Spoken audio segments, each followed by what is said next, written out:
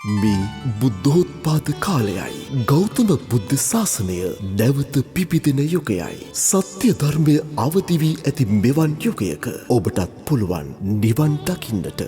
වසර 2500කට පසු ගෞතම බුද්ධ ශාසනය නැවත අවදි විය. කාලයේ වැලිතලාවට සැඟව ගිය ඒ බුද්ධ දර්ශනය නැවතත් අවදි විය.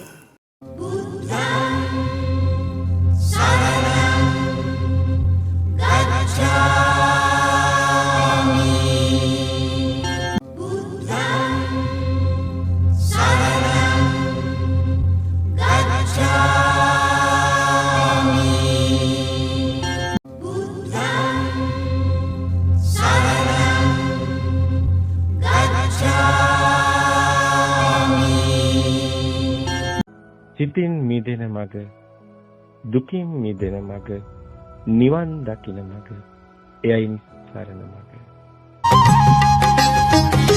අනවරාගික සසර ගමනේදී අතහැරෙන්නටි ඒ මග.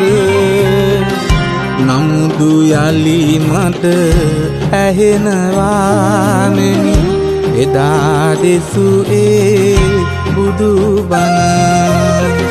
හේතු ඵල මිස කිසිත් නැවෙන අපට මෙහිදී සිදුවෙන කාලයයි මේ සසර සයුරෙන් මිදී නිවනින් සැනසෙන.